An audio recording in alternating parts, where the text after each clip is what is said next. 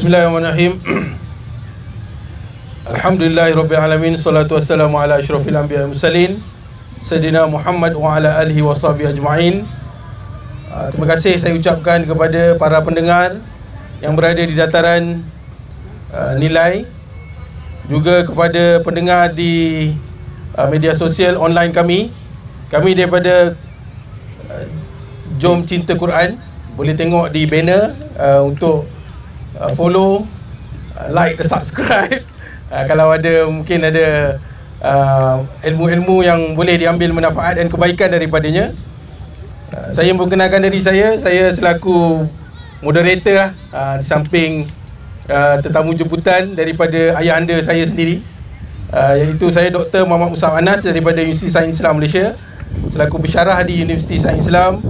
Ini merupakan platform bagi kami sekeluarga dan juga kenalan yang rapat untuk sama-sama menghidupkan ilmu agama, khususnya dalam konteks Al-Quran, muzakarah dan perbincangan berkenaan dengan pemikiran Islam.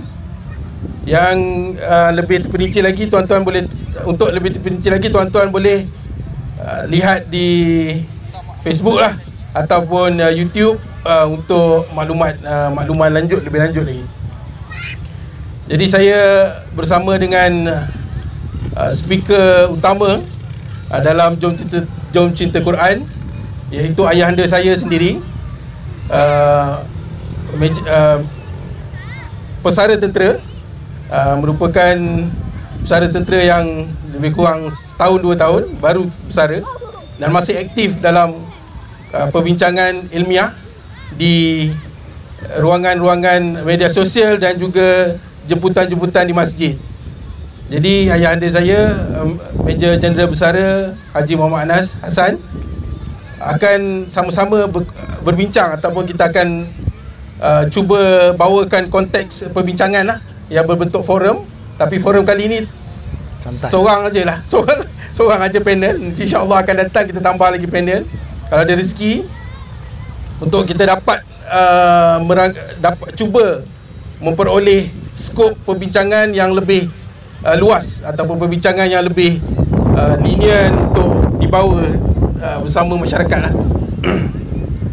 Jadi perbincangan malam ni, tuan-tuan yang dimuliakan oleh Allah SWT, bagi yang tengah berehat, tengah bersantai dengar, kadang saya faham konteks kita berbincang di dataran ni, kita tak boleh fokus. Tapi tak apa, dapatkan mesej yang mungkin mesej-mesej utama dahulu.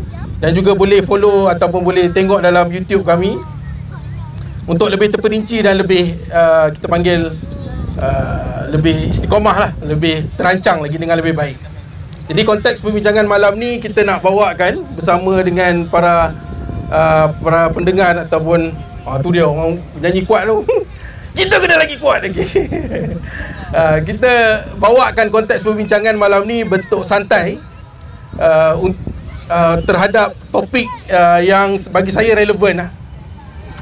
Relevan dan juga kadang-kadang kurang diambil indah oleh masyarakat. Sebab topik ni adalah topik yang simple sebenarnya, iaitu memberi peringatan ataupun memberi pesan-pesanan, ta'awun, beri bantuan dalam konteks memberi bantuan, peringatan lah, memberi tazkirah, lebih kurang begitu. Ini adalah konteks perbincangan yang ringan, umum, tetapi ramai yang kurang ambil endah lah, ataupun orang nampak macam orang yang bagi peringatan ni dia nampak nampak bagus sangat lah kan, nampak bagus. Tapi walhal ada pesanan-pesanan yang Allah SWT letakkan dalam Al-Quran dan juga hadis tentang konteks perbincangan, ataupun konteks ibadah, ataupun konteks tindakan memberi peringatan kepada orang lain, di samping kita muhasabah diri sendiri. Jadi saya tak nak kupas panjang, jadi saya serahkan kepada speaker untuk sesi berkenalan dululah. Sebab kalau tidak, mungkin ada yang masih tak kenal. Sebab kita selalu setiap minggu Jumaat malam, insyaAllah kita kat sini, Jom Cinta Quran. Saya selalu jadi pendengar lah daripada ayahanda. Tapi kalau kali ni ayahanda jemput jadi moderator, alhamdulillah kita pun Alhamdulillah berpeluang duduk di kerusi speaker, kerusi speaker ni. Jadi tanpa meninggalkan masa, saya mohon panel kita perkenalkan diri dan juga buat sedikit pembukaan pembicaraan apa sebenarnya pesan memesan ataupun pesan memesan ni bahasa kampung lah. Kalau dalam bahasa Arab dia panggil tazakir, fazakir, maka memberi peringatan. Jadi saya silakan kepada speaker kita, silakan. Bismillahirrahmanirrahim. Assalamualaikum warahmatullahi wabarakatuh. Alhamdulillah wassalatu wassalamu ala Rasulillah wa ala alihi wa ashabihi wa man tabi'ahum bi ihsanin ila yaumiddin, amma ba'. Kepada para pendengar, hadirin, warga nilai yang ada di dataran pada malam ni, sebagaimana yang tadi host kita, moderator bagi tahu, saya Major General Haji Muhammad Anas bin Haji Hassan Bersara, dan kita alhamdulillah adalah pesara yang mana ingin menyumbang kepada masyarakat dengan kita berkongsi ilmu dan pengetahuan dan kefahaman mengenai agama Allah. Baik, saya adalah juga pemegang tauliah mengajar agama di Negeri Sembilan, Negeri Selangor dan Negeri Melaka. Jadi untuk itu program yang kita buat di sini sebenarnya telah pun mendapat green light, kelulusan daripada pengarah Jabatan Landscape di Majlis Bandaraya Seremban.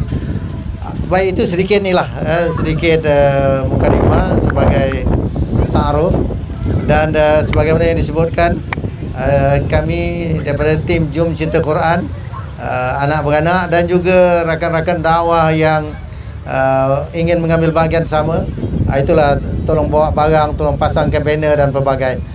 Baik, kembali kepada persoalan besar yang nak kita bincangkan pada malam ini, iaitu apa yang kita perlu faham mengenai dengan pesan memesan, ingat mengingat, ya, di antara kita. Ingin saya ajak kita semua meneliti apa yang Allah sebut dalam Al-Quran. Surah yang sering kita baca, A'udzubillahi minasyaitonirrajim. Bismillahirrahmanirrahim. Wal 'asr innal insana lafi khusr illa alladhina amanu wa 'amilus solihat wa tawassaw bil haqq wa tawassaw bis sabr. Sadaqallahul azim. Wal 'asr, demi masa. Jadi Allah SWT bersumpah dengan menyebutkan masa, demi masa. Innal insana lafi khusr, sesungguhnya manusia itu berada dalam kerugian. Manusia semua akan berada dalam kerugian kecuali illa alladzina amanu wa amilus solihat wa tawassaw bil haqq wa tawassaw bis sabr.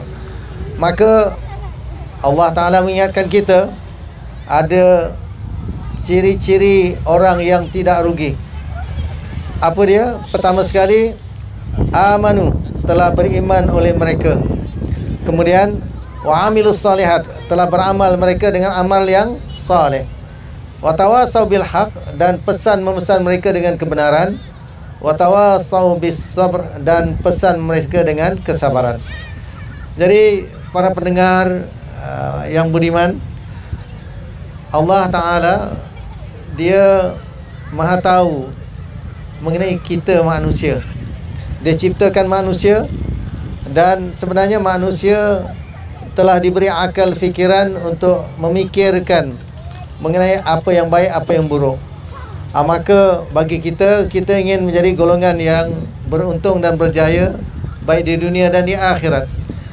Maka Allah kata, innal insana lafi khusrin, sesungguhnya manusia itu sesungguhnya berada dalam kerugian, kecuali yang tak rugi adalah orang-orang yang mempunyai ciri-ciri yang empat ini. Iaitu pertama sekali, orang-orang yang alladzina amanu, orang-orang yang telah beriman mereka. Beriman ni maknanya dia yakin, percaya adanya Tuhan pencipta alam semesta, iaitu Allah SWT. Dan dia juga yakin dan percaya bahawa apa yang Allah bagi tahu itu benar, iaitu Al-Quran adalah kitab panduan yang Allah turunkan untuk manusia. Quran ni Allah sebutkan dalam satu ayat, Allah kata apa? Quran hudal linnas, petunjuk bagi manusia. Dan dalam ayat lain Allah kata hudal lil muttaqin, petunjuk bagi orang bertakwa. Jadi sebenarnya kita manusia hendaklah ambil Al-Quran ini sebagai panduan dalam kehidupan. Dan Al-Quran ini sebenarnya adalah kalamullah. Dia adalah perkataan Allah, dan dia adalah wahyu Allah, dan ianya terpelihara. Maka apa saja yang Allah beritahu dalam Al-Quran, maka kita yakin dan percaya, baik perkara-perkara yang terang jelas mengenai apa yang perlu kita buat dalam kehidupan, begitu juga apa yang akan berlaku di hari kemudian nanti.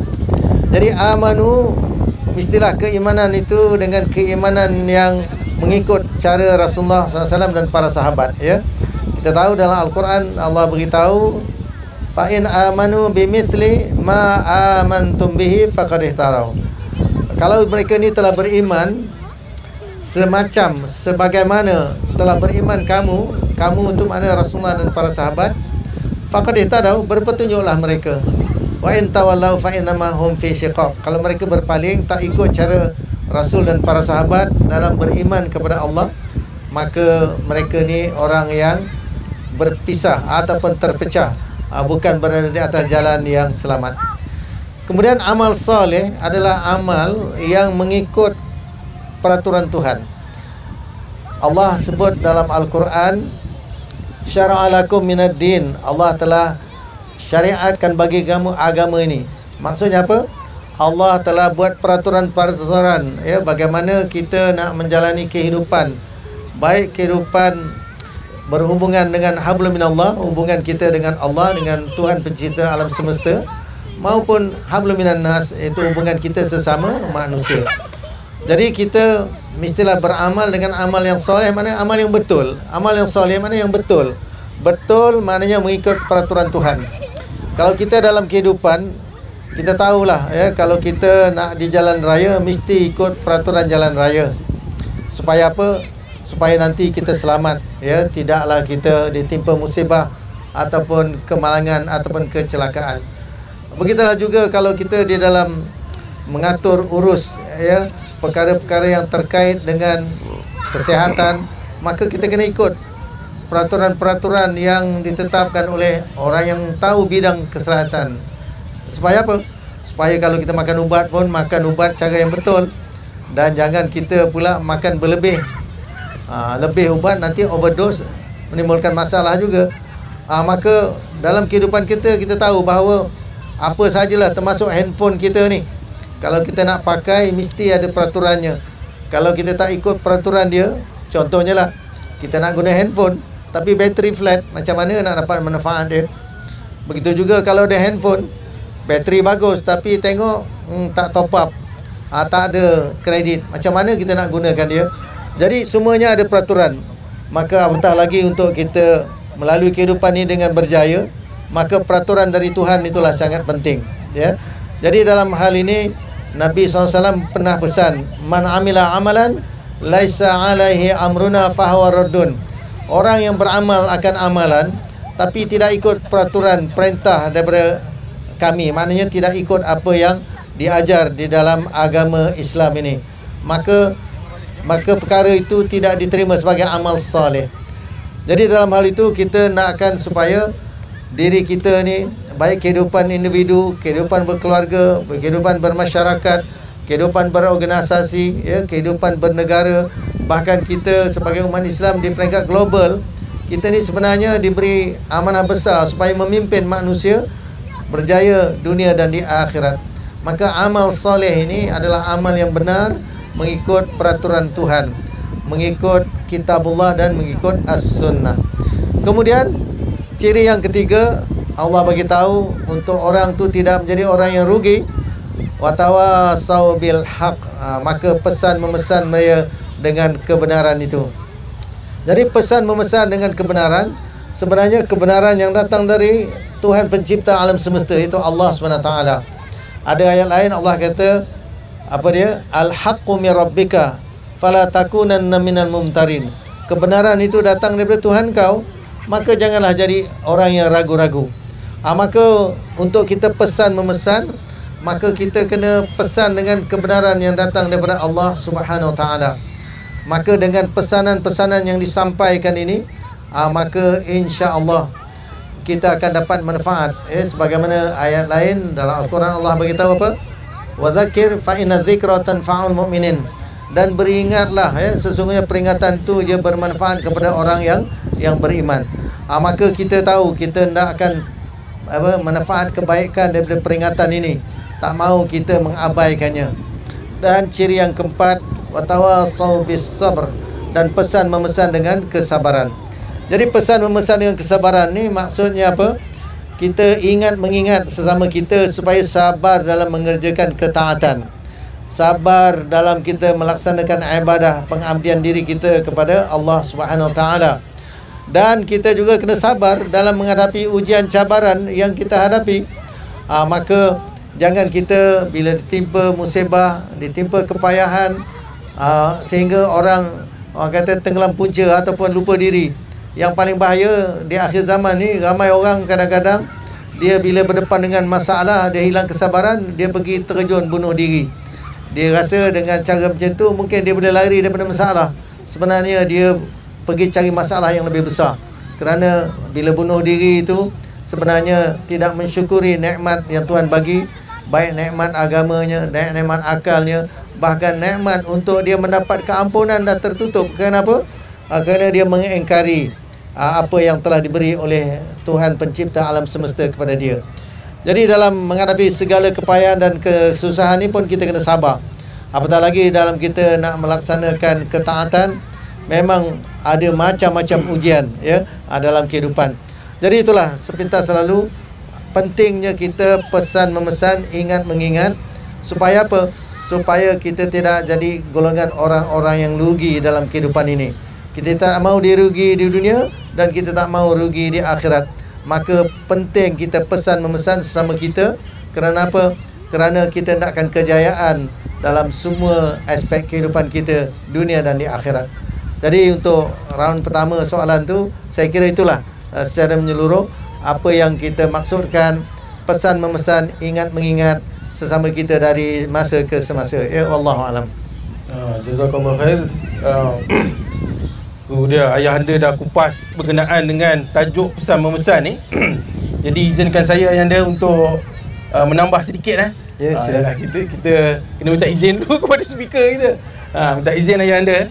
Sebab ayahanda ada sebut tentang sabar tu. Bila sebut sabar tu, saya teringat tentang ayat Quran yang Allah SWT beritahu, wa'mur ahlaka bis-salah. Suruhlah ahli keluarga kau tu mendirikan solat. Fastabir alaiha. Kau kena sabar. Maknanya berat betul lah ayahanda. Nak suruh anak-anak solat. Mungkin ayahanda boleh share sikit lah macam mana ayahanda boleh didik anak-anak. Ada 7 orang kan. Walaupun kita dah besar depan live ni, segan nak tahu, tapi kena tahu. Mungkin ayahanda boleh kongsikan sikit. Bila sebut tadi ayat Quran, watawasau bil haqqi watawasau bis sabr, maknanya kalau nak cerita kebaikan ni mesti kena sabar. Jadi mungkin share sikit lah macam mana ayahanda bawakan fastabir alaiha dalam menyuruh ahli keluarga solat tu. Mungkin ada cerita sikit kan? Baik, berkait dengan untuk sabar dalam menyuruh anak-anak mendirikan solat ini. Baik, sidang pendengar yang dikasihi sekalian, kita kongsi pengalaman lah. Bukan apa, macam yang disebutkan tadi, saya ni bersyukur kerana Allah kurniakan 7 orang anak. Jadi 4 laki-laki, 3 perempuan. Baik, dalam kita mendidik diri kita dan mendidik keluarga kita, termasuk anak-anak, sebenarnya ianya bermula daripada fasa awal lagi, ketika anak-anak dalam perut lagi lah maka kita sama-samalah suami isteri memperdengarkan anak-anak yang dalam kandungan itu ayat-ayat Allah, perintah-perintah Allah. Sebenarnya anak-anak kita pun dulu dalam perut, sebenarnya kita ada alam kita sendiri. Maka sudah pastilah kita dengarkan perkara yang baik, maka insya-Allah nanti dia terbiasa dengan yang baik apabila dia dilahirkan ke dunia. Dan kemudian dalam hal kita nak mendidik diri kita dan anak-anak mendirikan solat, sebenarnya solat ni adalah satu perintah yang sangat penting. Kerana apa? Kerana ianya adalah perintah yang Allah berikan kepada Nabi Muhammad SAW secara terus direct. ketika peristiwa Isra dan Mi'raj. Peristiwa Mi'raj lah.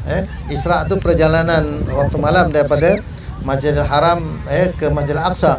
Waktu baginda di Mi'rajkan, itu naik ke langit, melepasi langit 1, 2, 3 sampai 7, terus sampai ke Sidratul Muntaha, ya, dekat Al-Mustawa. Jadi di sana Allah Ta'ala perintahkan kepada Nabi SAW supaya melaksanakan solat untuk baginda dan juga umat dia. Maka kita tahu ringkasnya daripada 50 waktu Allah ringankan menjadi 5 waktu sehari semalam, namun dia punya ganjaran masih tetap 50 waktu. Maka kewajipan solat ini perlu kita fahami bahawa inilah yang amal pertama, ya, yang akan amalan pertama yang akan disoal di hari kemudian besok. Jadi kalau orang yang kata dia pilih jalan iman dan pilih jalan Islam, maka the next yang akan disoal, yang akan dicek adalah daripada amalnya apa dia? Ibadah solat. Maka ibadah solat ni kalau dia diterima, lulus, maka insya-Allah yang lain tu diambil kira. Kalau bahasa moden kita macam prerequisite lah. Tapi kalau solat dah tak diterima oleh Allah Ta'ala, solat itu gagal dilaksanakan di dunia. Kalau di dunia dah gagal, mana mencerminkan kegagalan di akhirat. Kerana apa? Kerana segala yang kita buat ni adalah bekal untuk hari akhirat. Maka untuk itu perlu kita faham bahawa solat ni adalah perintah yang sangat penting, sangat kita kata perlu diberikan keutamaan, kerana ini adalah hubungan manusia dengan Allah Subhanahu Wa Taala, yang mana akan disoal ditanya di hari kemudian besok. Yang pertama disoal ditanya, sebelum yang lain-lain pun akan disoal juga. Maka untuk itu kita kena bawa kesedaran kepada diri kita, dalam kehidupan keluarga kita, bahkan dalam masyarakat. Maka solat ini tidak boleh kita ambil mudah, jangan ambil ringan. Bahkan dengan solat inilah sebenarnya yang akan kita menjaga hubungan kita dengan Allah Ta'ala. Dalam satu ayat Allah kata apa? Wa aqimis solah lidzikri, dirikanlah oleh kau solat itu bagi mengingatiku. Jadi ingat kepada Allah Ta'ala tu maknanya kita ingat dalam ketaatan. Jadi dalam hal itu, sebagaimana ayat yang dibacakan tadi, wa'mur ahlaka bis-shalah wastabir 'alaiha, perintahkan keluarga engkau mendirikan solat dan sabarlah engkau dalam melaksanakan perintah Allah ini. Maka mengingat daripada kecil, ya, kita kena didik diri kita bersama, solat bersama-sama. Kalaupun tak dapat pergi masjid di surau, solat di rumah bersama dengan ahli keluarga. Kemudian kita perlu berusaha lebih lah, iaitu mengingatkan kalau waktu pagi bangkitkan subuh, kena bangkit bersama. Kalau zuhur kita bersama dengan kaum keluarga kita, solat bersama. Kalau setiap waktu kita boleh pergi ke masjid dan surau, itu lagi bagus. Paling tidak kita solat bersama-sama dengan ahli keluarga, ya, di dalam kehidupan kita. Jadi kalau dah terbiasa dengan menjaga masa solat, maka kita kejar di awal waktu. Supaya apa? Supaya kita dapat melaksanakan kewajipan ini sebagai keutamaan dalam kehidupan. Lepas tu kita buatlah perkara-perkara yang lain yang juga menjadi satu tanggungjawab untuk kita laksanakan sebagai manusia di muka bumi ini. Jadi itulah kita kata kerjasama semua pihak, daripada ibu dan bapa, begitu juga anak-anak, dan saling kita mendorong dan mengingat mengenai kewajipan yang kita perlu laksanakan. Dan akhir sekali yang saya nak sebutkan adalah kita usahakan supaya apa yang kita baca dalam solat itu kita mengerti dan faham. Supaya apa yang kita baca kita mengerti dan faham, apa yang kita buat pun kita mengerti dan faham. Maka kita buat itu dengan penuh kesedaran, dan bukan kita ni main ikut-ikut atau dipaksa tanpa kesedaran. Jadi itulah sedikit perkongsian, moga-moga ada manfaatnya untuk kita laksanakan bersama. Wallahu alam. Alhamdulillah. Oh, jadi memang sabar jugalah, Ustaz. Itu memang perlu kesabaran dalam pelaksanaan dan juga dalam usaha bersama-sama. Betul lah. Maka bertepatanlah dengan ayat Quran tadi, wa tawassaw bil haqqi wa tawassaw bis sabri. Jadi untuk cerita tentang kebenaran ni, antara kunci yang terbesar adalah kesabaran. Maksudnya nak suruh solat pun fastabir 'alaiha, maka bersabar kepada urusan untuk memberi peringatan kepada anak ataupun ahli keluarga lah umumnya untuk mendirikan ibadah. Baik. Seterusnya berkenaan dengan tadi ayahanda ada sentuh Allah SWT sebutkan innal insana lafi khusrin, bermaksud sesungguhnya directly Allah SWT beritahu inna, sesungguhnya manusia itu lafi, dia dua kali lafi, maksudnya la tu maaf, la tu pun adalah sesungguhnya lagi. Maksudnya Allah letak dua kali, kita panggil penguat bicara ataupun penguat ayat, emphasis dia panggil, emphasizing. Allah kata inna, sesungguhnya insan, manusia itu la, sesungguhnya lagi fil khusr, dalam keadaan rugi. Bermaksud semua orang ni rugi ni, semua orang rugi, illa ada kriteria dia. Jadi saya rasa ayahanda kena kupas lebih sikit lagi berkenaan dengan illa allazina amanu wa amilus solihat, iaitu dalam konteks kepentingan dan juga macam mana pelaksanaan tu perlu digarap lah ataupun perlu di-tackle dalam konteks keluarga yang utama, sebab kita ada masing-masing, insya-Allah semua ada keluarga, dan juga yang kedua adalah konteks masyarakat. Masyarakat ni lebih besar lah. Jadi ayahanda mungkin perlu kupas kot macam mana untuk kefahaman masyarakat umum. Silakan. Baik, dalam kita nak melaksanakan pesan memesan, ingat mengingat, baik dalam keluarga kita, baik dalam masyarakat, pentingnya ilmu, supaya apa? Kita tahu apa yang nak kita perkata dan sampaikan. Jadi dalam hal ini Al-Quran, kalau kita perhatikan, yang mula-mula turun wahyu Allah Ta'ala adalah A'udzubillahi minasyaitonirrajim, Bismillahirrahmanirrahim, Iqra bismi rabbikal ladzi khalaq. Allah perintahkan kepada Nabi SAW, bahkan kepada kita, Iqra, bacalah bismi rabbikal ladzi khalaq, dengan nama Tuhan kau yang telah menciptakan. Jadi Allah suruh kita baca. Nak baca apa? Dalam ayat lain Allah beritahu, alladzina atainahumul kitab yatlunahu haqqa tilawatih ulaika yu'minuna bih. Orang-orang yang kami datangkan kepada mereka akan kitab itu. Jadi kita didatangkan kitab Al-Quran, yatlunahu haqqa tilawatih, mereka bacanya dengan sebenar-benar pembacaan. Ulaika yu'minuna bih, mereka itu beriman dengannya. Jadi kita perlu mendapatkan ilmu yang mana supaya ilmu tu dapat memandu kita dalam kehidupan. Sebab kalau tanpa ilmu, dengan kejahilan, maka manusia akan hidup summun bukmun umyun fahum la yarji'un, pekak, bisu dan buta dari kebenaran, maka mereka tak akan kembali kepada jalan yang benar. Jadi pentingnya ilmu. Kerana apa? Dengan ilmu ini kita boleh jadikan dia sebagai pegangan dalam hidup. Kalau kita tak ada ilmu, Allah kata apa? Wala taqfu ma laisa laka bihi 'ilm. Jangan kamu pegang apa yang kamu tak ada ilmu dengannya. Jadi mafhum mukhalafah, maknanya kefahaman sebaliknya adalah untuk pegang sesuatu, maka mesti dengan ilmu. Jadi ilmu ni, kata Nabi SAW, innamal ilmu bitta'allum, sesungguhnya ilmu itu dengan pembelajaran.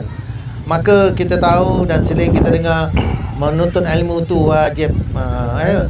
Talibul ilmi faridatun ala kulli muslim wa muslimatin, atau kama qala, menuntut ilmu itu adalah satu kewajipan atas setiap orang Islam, laki-laki dan juga perempuan. Jadi dengan ilmu inilah yang kita boleh pesan memesan sesama kita. Dengan ilmu inilah kita boleh mengukur ataupun buat penilaian perkara itu baik atau buruk, benar atau salah. Kalau tanpa ilmu, maka manusia siapa saja akan hidup dalam kejahilan, hidup dalam kita buta teraba-raba. Kita tidak mahu jadi golongan yang mana Allah bagi tahu, kita jangan jadi golongan macam ahlul kitab, Yahudi dan Nasrani. Macam mana mereka? Allah kata, wa minhum ummiyun la ya'lamunal kitab illa amaniya wa inhum illa yazunnuna. Dan daripada golongan mereka ni, orang-orang yang ummi. Ummi ni maksud apa? Buta huruf. la ya'lamunal kitab, tidak ada ilmu daripada kitab, illa amaniya, melainkan yang dia ada agak-agak dan teka-teka sahaja. Wa inhum illa yazunnuna, dan tiadalah mereka itu melainkan dalam keadaan sangka-sangkaan. Jadi dalam kita nak ingat mengingat, pesan memesan, mesti dengan ilmu, bukan dengan agak-agak, bukan dengan teka-teka, apatah lagi dengan dia reka-reka yang bukan-bukan, yang dia katakan itu pula sebagai pegangan agama. Jadi dalam Al-Quran Allah Ta'ala mengingatkan kita, ada golongan yang Allah kata apa? Wa minan nasi may yujadilu fillah bighairi ilmin wala hudan wala kitabim munir. Dan daripada golongan manusia itu ada orang yang berbantah-bantah, yujadilu fillah, berbantah-bantah terhadap Allah. Maknanya dia cakap mengenai agama Allah, dia cakap mengenai keesaan Allah, dia cakap mengenai hukum hakam Allah, tapi bighairi ilmin, dengan tanpa ilmu, wala hudan, tanpa petunjuk, wala kitabim munir, tanpa kitab yang bercahaya. Maka kita tidak boleh berada dalam keadaan begitu. Jadi untuk itu penting kita menuntut ilmu.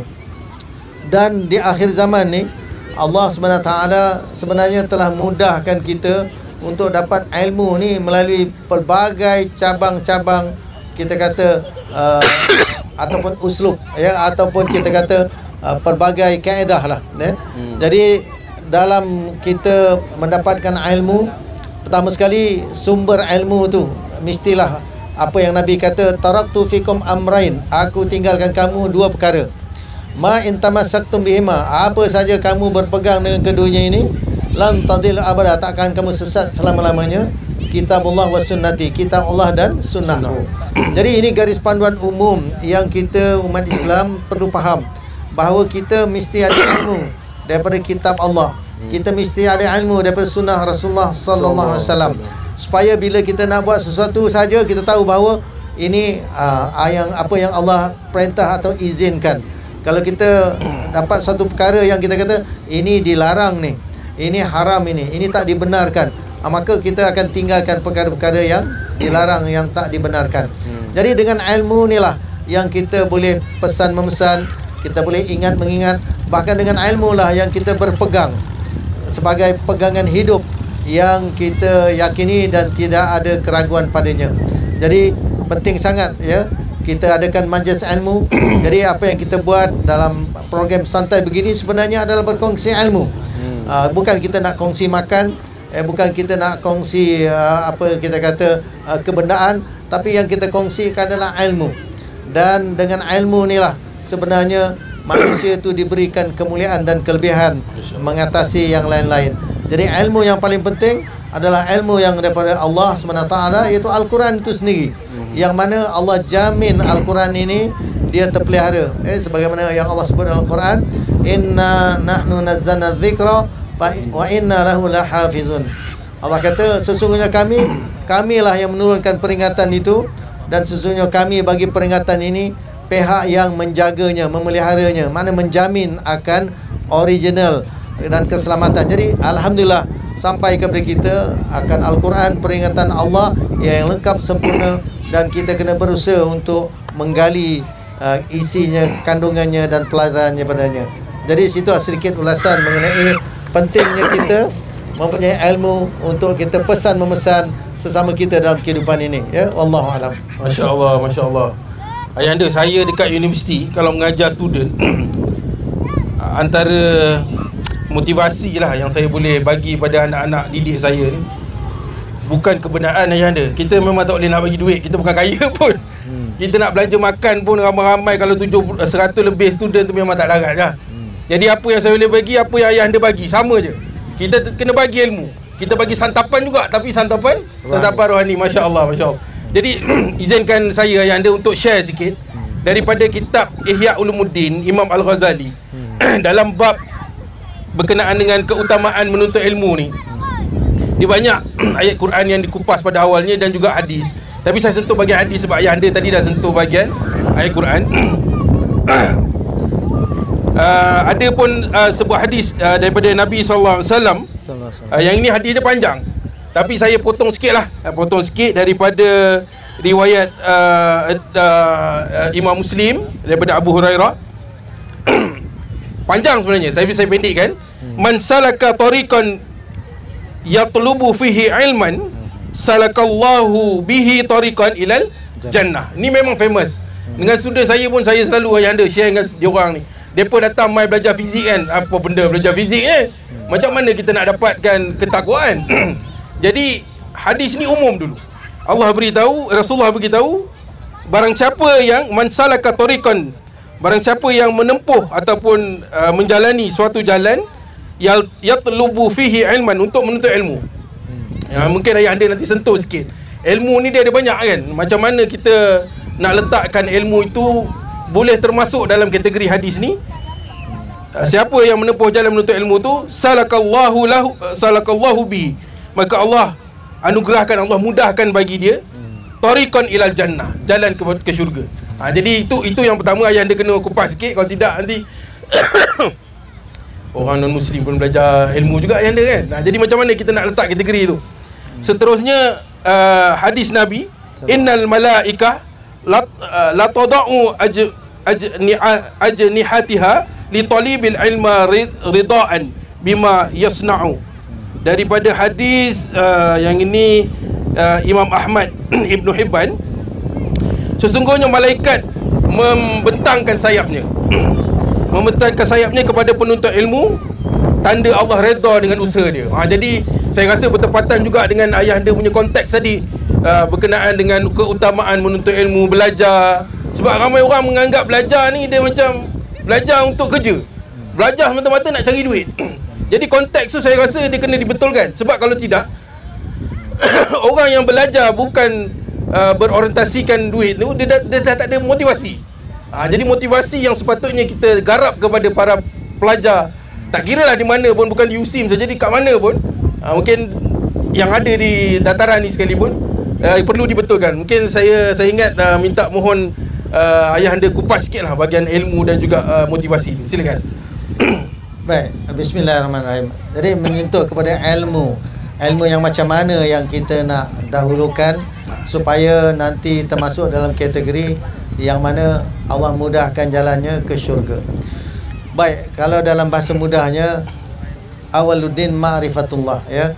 Awal mula, pertama mula agama itu adalah mengenal Allah Subhanahu Wa Taala.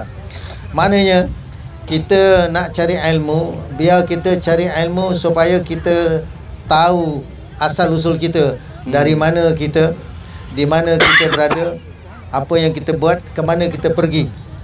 Dan nak dapat jawapan kepada semua persoalan ini, sudah pastilah kita kata mesti daripada sumber yang benar dan tak diragui. Maka untuk itu sebagai manusia lah, manusia yang digunakan akal fikiran, maka hendaklah dia gunakan akal fikiran dia ni untuk meneliti diri dia dan alam semesta. Ni juga penting ilmu tadi.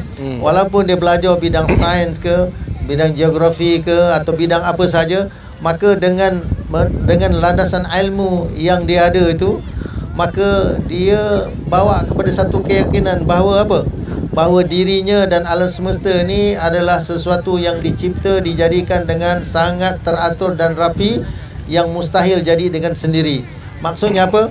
Bahawa adanya Tuhan pencipta alam semesta yang menjadikan dan yang mengatur alam semesta ini.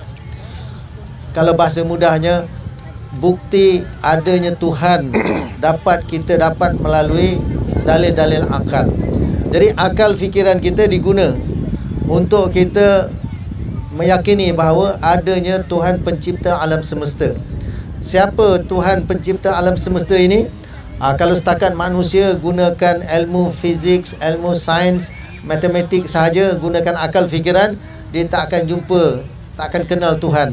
Tetapi Tuhan akan beritahu kepada manusia siapa dia. Itulah ilmu yang Tuhan turunkan, iaitu wahyu.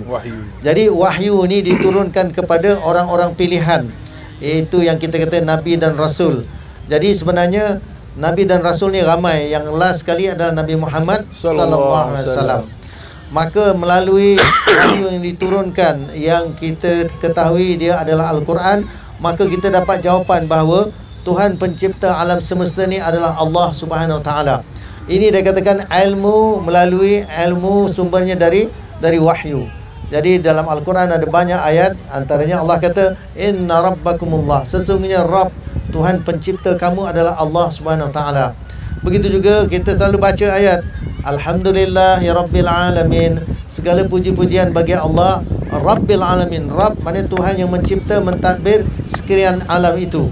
Maka daripada wahyu ni kita tahu bahawa yang menciptakan alam semesta adalah Allah Subhanahu Wa Taala. Maka kita mula kenal, oh, Tuhan pencipta alam semesta adalah Allah Subhanahu Wa Taala. Kita tahu tu dari mana? Dari wahyu yang diturunkan, iaitu Al-Quran.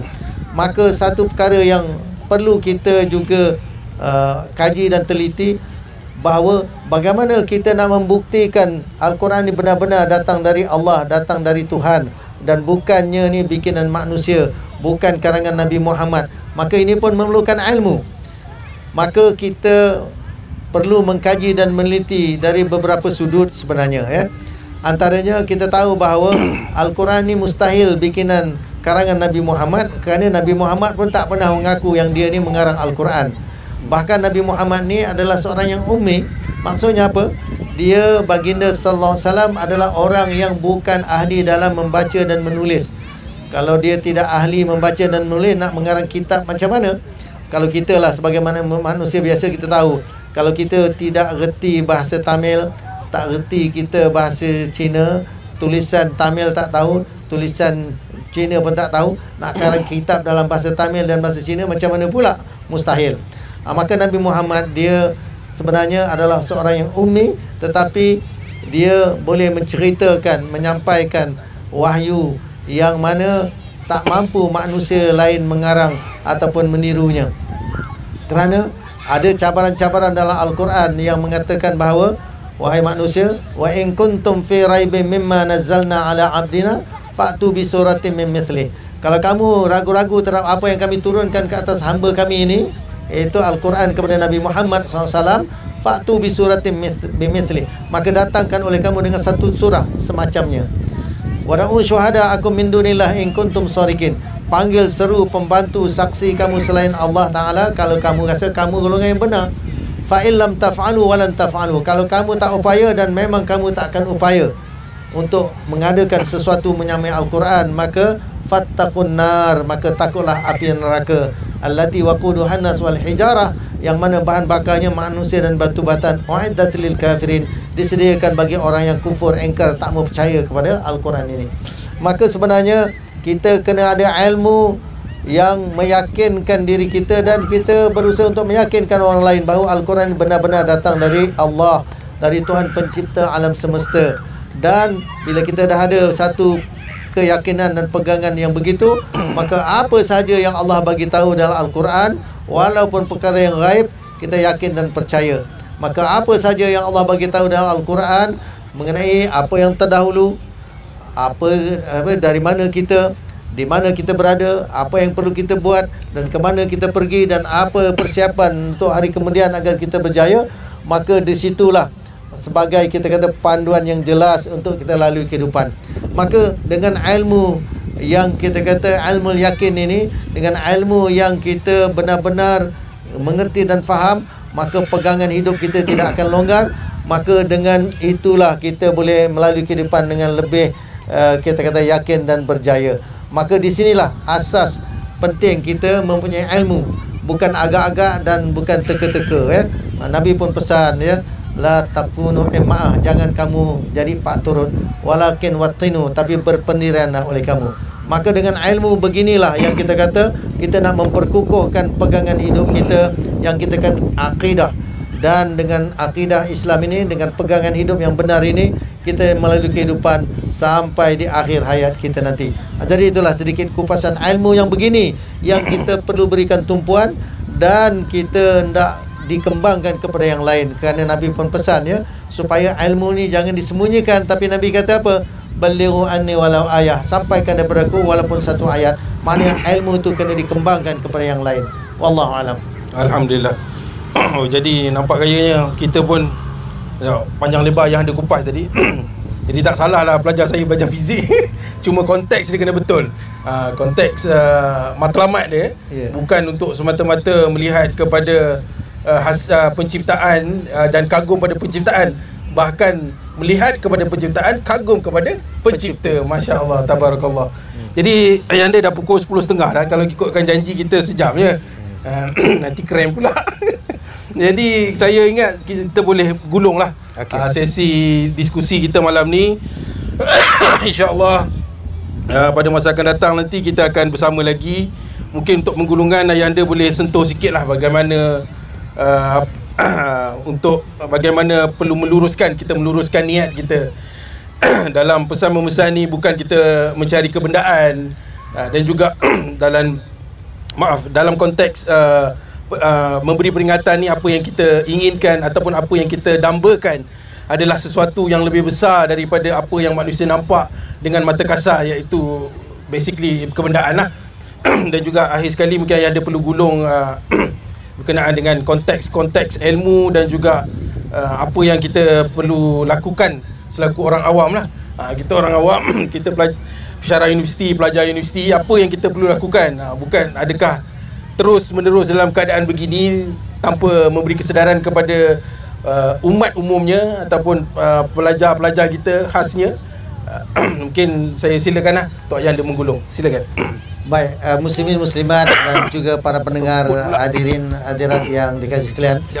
Baik, dalam kesempatan untuk penggulungan ni, saya ingin mengingatkan diri kita bersama bahawa ilmu yang Allah turunkan, iaitu Al-Quran ni, sebenarnya mudah, sangat mudah untuk diambil pelajaran dan ambil ingatan. Kerana apa?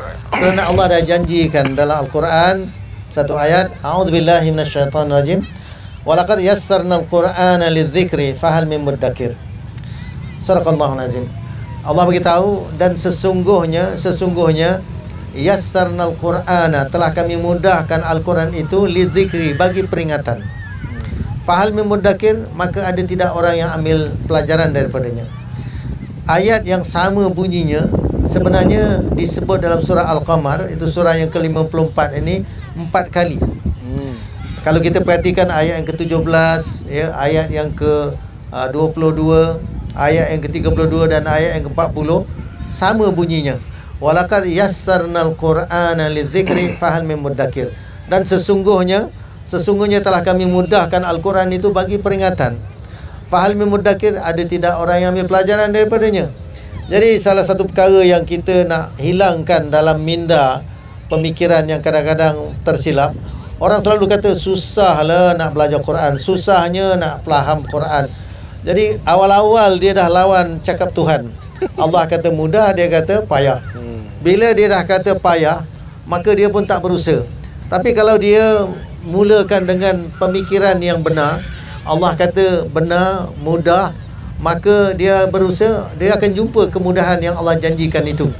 Bahkan dalam kehidupan ini, kalau kita think positif, berpikiran pun positif dan berusaha pun positif, sebenarnya dia akan mendatangkan the positive result. Dalam kehidupan ni sebenarnya banyak kajian-kajian oleh orang bukan Islam pun. Dia kata kalau kita think positif dan kita work for it, and we'll get the positive result. Sehingga dia panggil dia tu law of attraction. Tapi sebenarnya dalam Islam memang mengajar kita begitu, bahawa bila kita berusaha, Allah janji walladzina jahadu fina lanahdiyannahum subulana. Orang yang bersungguh-sungguh dia pada jalan kami akan tunjuk mereka akan jalan-jalan kami. Maka bila Allah janji, innallaha la yukhliful mi'ad, sesungguhnya Allah dia tidak menyalahi janji. Maka untuk itu kita kena berusaha. Dan kita di akhir zaman ni, dengan ICT, dengan teknologi yang ada, maka dia sebenarnya merealisasikan lagi apa yang Allah kata. Allah mudahkan Al-Quran untuk dia ambil pelajaran dan ambil ingatan. Contohlah macam saya tidak menghafal 30 juz Al-Quran, tetapi kita boleh merujuk Al-Quran. Kerana apa? Dalam handphone kita ni kita dah boleh download dah Quran yang 30 juz tu, bahkan siap dengan terjemahannya, siap dengan tafsirnya, dengan makna perkata. Dan bahkan kalau kita nak menyemak bacaan atau mahu mendengar bacaan Al-Quran pun, kita tinggal semua tekan semuanya di hujung jari saja. Bukan Al-Quran saja, bahkan hadis-hadis yang kalau kita nak rujuk pun, ya, kitab-kitab hadis yang kita kata sampai 7 kitab Kutubut Tis'ah tu, maka ianya semua ada di hujung jari kita. Maka kita berusaha lah ya. Jadi salah satu daripada usaha kecil yang kami daripada tim Jom Cinta Quran yang usahakan adalah kita buat program-program ilmiah secara online dan kita rakamkannya di YouTube dan juga di Facebook. Maka kita menjemputlah ya jemaah, menjemputlah umat, menjemputlah semua hadirin hadirat yang ada di tataran ini untuk buka lah ya YouTube ataupun Facebook, type saja Jom Cinta Quran dan insya-Allah akan jumpalah kita di sana dan ada rakaman-rakamannya, termasuklah program dakwah corner yang kita ada di dataran ini. Jadi itulah sedikit pesanan dan juga rangsangan untuk kita semua supaya apa? Terus berusaha sampai akhir hayat kita, kerana menuntut ilmu itu minal mahdi ilal lahdi, daripada buayan sampai ke yang lahat. Moga-moga kita bertemu dengan Allah SWT di atas kebenaran yang Dia redai. Itu saja, wallahu alam. Alhamdulillah, kita dah sampai penghujung. Terima kasih kepada yang setia mendengar daripada mula sampai habis. Ada yang dah balik sebab dah sampai penggulungan kan. Jadi saya rasa alhamdulillah cukup perkongsian malam ni. Kita jangan terlalu panjang sampai membebankan yang lain, pendengar-pendengar lain, mereka ada aktiviti lain. Juga kita tak nak terlalu overload kan. Kadang-kadang manusia ni dia overload, terlalu banyak informasi dia jadi berat sangat, dah tak grab dah. Dia tak ambil pun satu point lah. Jadi kita tak nak sampai begitu. Dan alhamdulillah kita berhenti dulu untuk minggu ni dakwah corner kita akan sambung pada minggu hadapan insya-Allah dengan sesi akan datang dan perbincangan lain. Mungkin kita nak sentuh perbincangan tentang ilmu, tentang solat. Sebelum ni ayah anda dah sebut beberapa minggu lepas berkenaan dengan Isra' Mi'raj yang kaitannya dengan solat.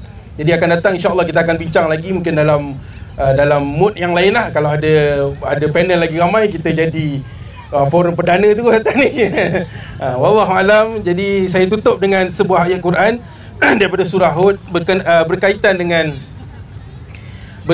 dengan pesan memesan ni tadi, iaitu Allah SWT sebutkan dalam ayat 117, a'udzubillahi minasyaitonirrajim, wa ma kana rabbuka liyuhlikal qura bizulmin wa ahluha muslihun.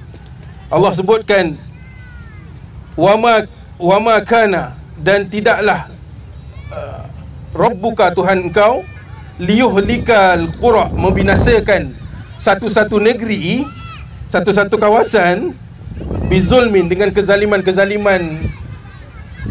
manusia ataupun kezaliman orang yang melakukan kezaliman di tempat tersebut, wa ahluha, sedangkan dalam negeri itu muslihun, ada orang-orang yang berdakwah menyeru manusia membuat kebaikan.